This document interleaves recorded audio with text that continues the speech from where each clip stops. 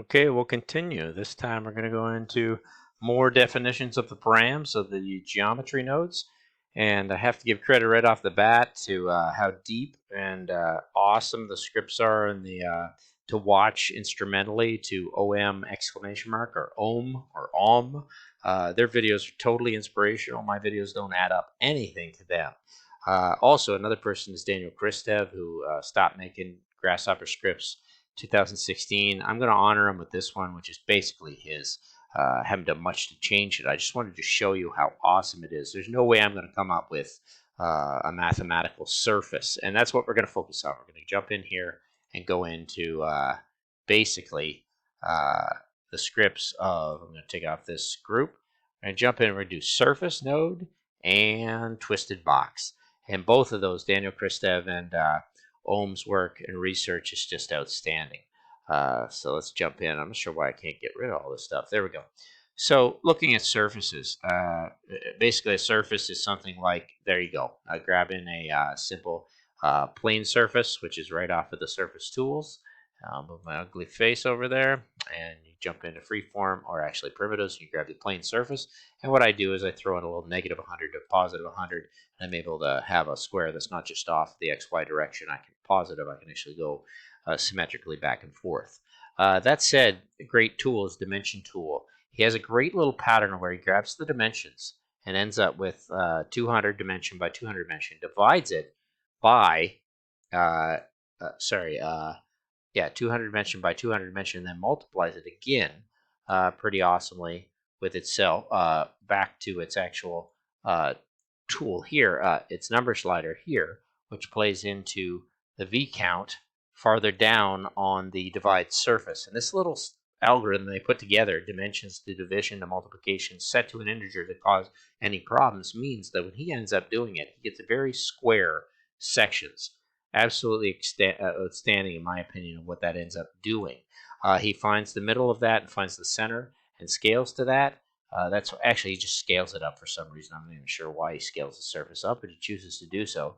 That surface then becomes these very cool MD sliders to find the UV points at each one of these. What's great about these is you can actually add multiple UV points as you go through to evaluate that surface. So you don't have to just have one. You can actually have another one in there and another one. And I'm producing 1, 2, 3 surfaces at the same time. The reason I do that and evaluate at that point is when I do take to render, I have 3 transparent surfaces that I can make for some very interesting renderings. I'm going to leave it off for now.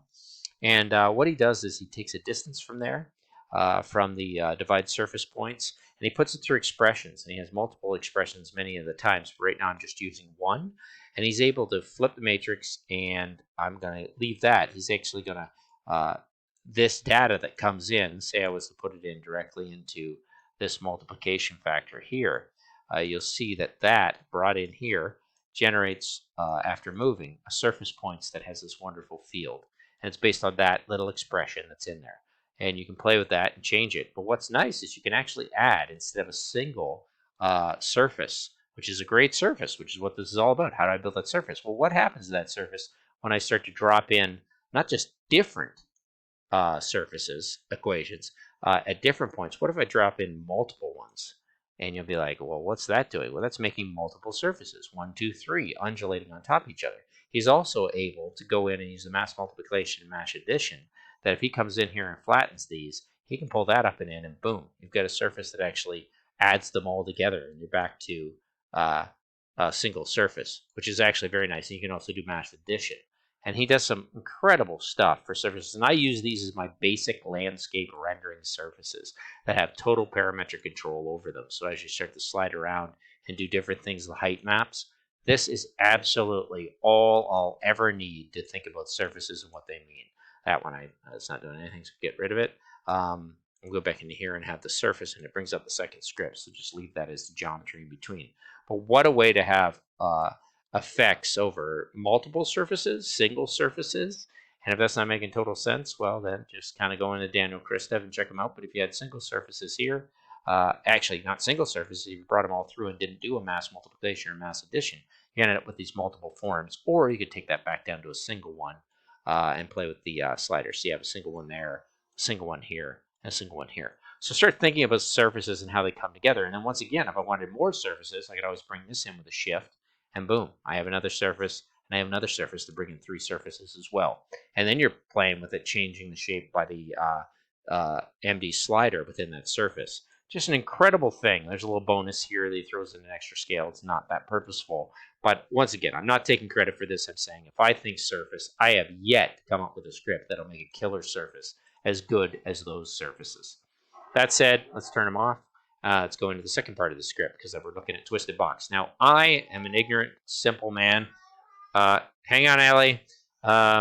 Basically, when I think TwistedBox, I think let's twist the box. But I have to give credit to 2 things. One is simple enough, not simple enough. I don't know which one's more simple. Go into OM exclamation mark OM and watch their videos on twisted boxes. They will use the surface box. They'll put things to surfaces that'll blow you away. They'll end up morphing things. Scripts slow down. You get incredible things. I'm not that intelligent. And the other thing is over here on P. Is that it? No, that's paneling tools. That's Pufferfish. Pufferfish has a whole section on twisted boxes. Oh my gosh, I'm maybe going to get there in my lifetime, but not today. So I just pulled up a few nodes of what twisted boxes can be like. I'll show you my capacity of thought when it comes to them. Grab a box, pretty simple. Take a deconstruct breps, which is actually nice. Pull it into the list items to all the points. Put the points into the twisted box, and there you go. You got a twisted box. Now, that twisted box is extremely similar to the box that came before it because that's what a twisted box is, untwisted. Now, let's try and make that a little more interesting. Let's grab go into the vector box and grab yourself a populate 2D. Grab yourself another populate 2D, but rotate that set and loft that set. Take those 4 points, and boom. This, from these points and these points get twisted actually into these points, moved, basically get twisted into this box. And what's nice, and I found is a simple tool, which I think everybody should have, is not only do I have it moving through radians and twisting the box, I also can go through for the seed. It wouldn't be too hard to take the seed of those forms. And sorry, I left it. Actually, we'll stay on here with the wires. I could seed that differently, which is going to make for different boxes, twisted boxes every time I go. And then they are planar top and bottom. I haven't even done anything for moving those around. And then I have a count. Now, obviously, count doesn't matter with anything because I need 4. Now, it works. Twisted box works with 3. Actually, it works with 2. And if you consider it works with 1, that's fine. But leave that set at 4. One thing to do if you have a parameter that you're going to be using all the time, just take it and internalize it. Take the count and internalize it, and then get rid of it. You're never going to change it from 4 to 3, so you basically have it. You don't have to worry about it. And that's how kind of nodes work when you pull them up. They have these internalized things you can bring out and have a look at them. And bring them out is pretty simple. Bring them out and say, oh, that's a number. What is that number? I'll put on a panel, and all of a sudden you see exactly what it is again. This happens to before. So not that necessary, but just a little playful thing. I'm going to take this off so I can play with some things. That said, you've got your boxes. You can push this around. What's nice is when you deconstruct brep, boom, it's going to give you faces, edges, and vertices, and boom, you're set. You don't have to worry about getting surfaces from points or anything. What a great tool, deconstruct brep, off of a twisted box to actually give you all that information. So I'm going to throw that in there as a little bonus. It's 9 minutes long. Twisted boxes are going to be a lot more complex if you want to dig into them. What I did was I had this set, which is obviously not feeling that confident about, certainly in comparison to home videos. And then go to color and say, it's just a warning sign that I need to know a lot more. And then this surface box, which is fantastic. I'm so happy with it. I do not take credit for it. Group it, put it into a nice color in a sense of what I like to look at. And that I give total credit to Daniel Kristev that taught me that. And he goes so far into write these scripts and keep writing these scripts.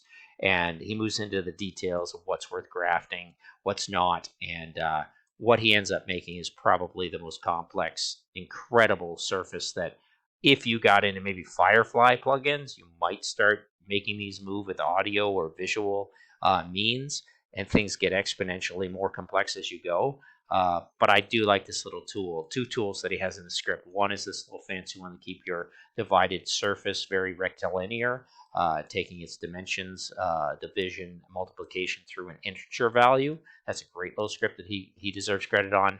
And then the other thing is taking this in and using mass multiplication and mass addition to actually bring these together and have the effects of how they balance out. And I do think of those surfaces as adding and subtracting vectors and bringing them together. So I think in a linear way to a surface way, and that makes a lot of sense to me.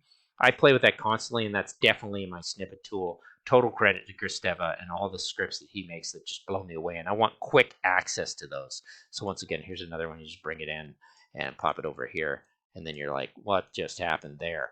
Well, I can take everything off and put that surface directly on as that and be like, that is a pretty wild surface that I can go back in and make again and again and again. And I use that. Once again, I love bringing that in as a triple surface. So when I bring it to render, I don't group it. And I'm just going to throw this in as a little bonus. If we slide out, if I take that in and do a bake, I'm going to not group it and bring it in as 3 different surfaces. And what that means, I'm going to just take a few minutes here at the end at 10 minutes, a bonus for me just to share, because I haven't taken anything to renders yet. But if I was to put that into a render, now I'm able to grab one surface, top, and say, listen, I want that material to be transparent for one thing. Let's grab that color and do a yellow and keep it very faint, which is nice because I don't paint in acrylics. I paint in oils, and I like these glazes and filtering through. And once again, I have to go into here and hit set surface. Then I'm going to grab another surface. I'm going to leave, and I'm going to grab another surface if it'll let me. I might have to go to the edge to grab it. Grab this one, and I'm going to see if I can go in there and say, let's make that glass, and let's make that blue and transparent and light. Okay, and let's take that and put that in as assign materials. And now I should have one more surface in here that's not been pegged, and I think it might be that one, but it's hard to say. We're going to grab a glass finish, and we'll do a color that's kind of a mix of those two, very faint purple. And that said, that should provide something pretty interesting when you go into an actual render tool and over into ray traced. And once you go into ray trace, you'll be like, that is pretty intense stuff. It looks like I missed one of the colors there. I doubled it up. It's hard to spot these from the side. So I've got a blue. I think I have a blue.